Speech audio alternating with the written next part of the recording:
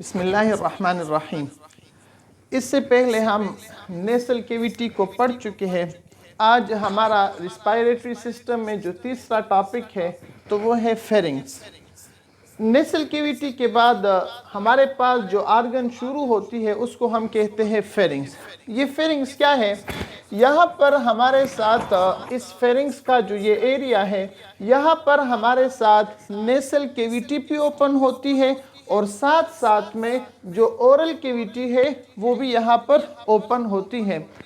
ये जो फेरिंग्स है, अगर आप इसको देख के ले तो यहाँ से ये बहुत, इसकी जो विड्थ है तो ये ज़्यादा है और यहाँ पर कम है। तो हम कहते हैं कि इसका जो शेप है तो कोन शेप है, क्योंकि कोन की तरह है, ऊपर से ब्रॉड है, नीचे से थोड़ा नैरो हुआ है, तो हम कहते हैं इसका ये ब्रॉड शेप है। अगर हम इसकी लेंथ की बात करें तो ये तकरीबन 4 to 5 इंचेस इसकी हमारे पास लेंथ है। जो फेरिंग्स है तो हमारे साथ ये स्कल के जो स्कल है यहाँ से शुरू होती है, स्कल के बेस से शुरू होती है, और जो वर्टिब्रल कॉलम में जितने जो वर्टिब्री है इनमें से जो सर्विकल है, जो पहले वर्टिब्री है, ये 6th वर्टिब्री तक फैला हुआ है, यानी स्कल से लेकर 6th वर्टिब्री तक हमारे साथ ये फेरिंग्स मौजूद है। इंशाल्लाह हम जब स्केलेटन चैप्टर को पढ़ेंगे, ऑलरेडी भी हमारा ये ह्यूमन स्केलेटन का जो चैप्टर है वो यूट्यूब पर मौजूद है। इंशाल्लाह हम आगे दोबारा भी इसको पढ़ेंगे, तो वहाँ आप देख सकते हैं कि हमारे पास जो वर्टिब्रल कॉलम है तो इनमें सर्विकल होता है, थोरिक्स रीजन होता है, लंबर रीजन होता है, इनमें फिर अलग अलग वर्टिब्री है, वहाँ से आप इसको देख सकते हैं। तो वहाँ पर ये फेरिंग्स हमारे साथ जो स्कल है उसके बेस से शुरू होकर 6th ओवर सर्विकल तक इसका हमारे पास ये मौजूद होता है। अच्छा, अब ये फेरिंग्स के लिए ये एमसीक्यूज भी आप लोग याद रखें कि जो फेरिंग्स है तो ये ऐसी जगह है कि ये हमारे साथ रिस्पायरेटरी सिस्टम का भी हिस्सा है और डाइजेस्टिव सिस्टम का भी हिस्सा है। वजह क्या है? वजह यह है कि हमारा जो नोज़ है, जो नेसल कैविटी है, वो भी इस फेरिंग्स में ओपन होती है, और जो हमारे साथ फूड यानी माउथ है, जो बक्कल कैविटी है, वो भी हमारे साथ यहाँ पर ओपन होती है। तो ये हमारे साथ डाइजेस्टिव सिस्टम का भी हिस्सा है और रिस्पायरेटरी सिस्टम का भी हमारे साथ ये हिस्सा है। जिस तरह हमने पहले बात की थी कि जो नेसल कैविटी है वो पूरे का पूरा म्यूकस लेयर यहाँ पर मौजूद होती है, तो इसी तरह जो फेरिंग्स है तो यहाँ पर भी हमारे साथ इस पूरे फेरिंग्स में म्यूकस लेयर मौजूद होती है, जिसका फंक्शन ये होता है कि जो डस्ट वगैरह जो नेसल कैविटी ने उसको कैप्चर नहीं किया होता, उसको फिल्टर नहीं किया होता, तो जो डस्ट वगैरह पार्टिकल होते हैं तो ये यहाँ पर चिपक जाते हैं। इसके अलावा ह्यूमिडिकेशन भी करती है हवा का, और मॉइस्चराइजेशन, ह्यूमिडिकेशन, वार्मिफिकेशन, फिल्ट्रेशन, ये सारे फंक्शन यहाँ पर भी होते हैं।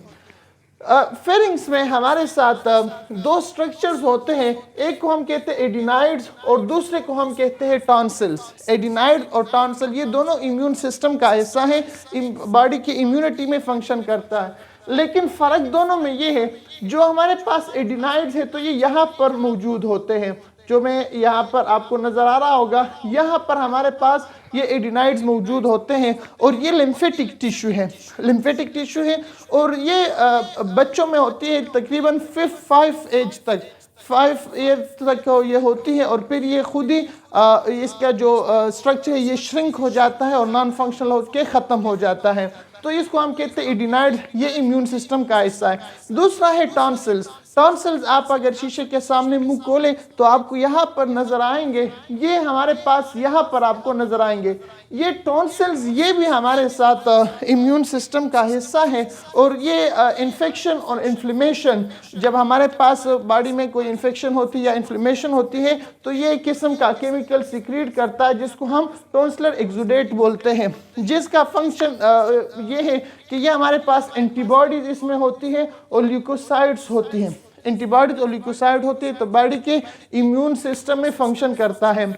अच्छा, फेरिंग्स का दूसरा जो मेन फंक्शन है, तो फेरिंग्स में जो इसके अलावा जो एमसीक्यूज आते हैं जो कि बहुत ज़्यादा कॉमन है, तो ये बात याद रखें कि फेरिंग्स के हमारे पास 3 पार्ट्स हैं। एक को हम कहते हैं नेजोफेरिंग्स।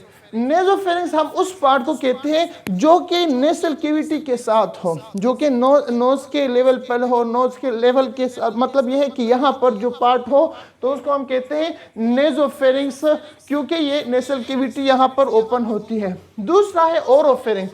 ओरोफेरिंक्स वो पार्ट है जहां पर ओरल कैविटी ओपन होती है। और तीसरा है लेरिंगोफेरिंक्स। लेरिंगोफेरिंक्स वो पार्ट है जहां पर लेरिंग्स के करीब जो एरिया जहां पर लेरिंग्स मौजूद होता है तो उसको हम कहते हैं लेरिंगोफेरिंक्स। तो ये 3 पार्ट्स है। ये एमसीक्यूज भी याद रखें। आप लोगों ने 10th क्लास में ईयर के बारे में पढ़ा होगा, तो ईयर में हमारे पास होते यूस्टेशियन ट्यूब।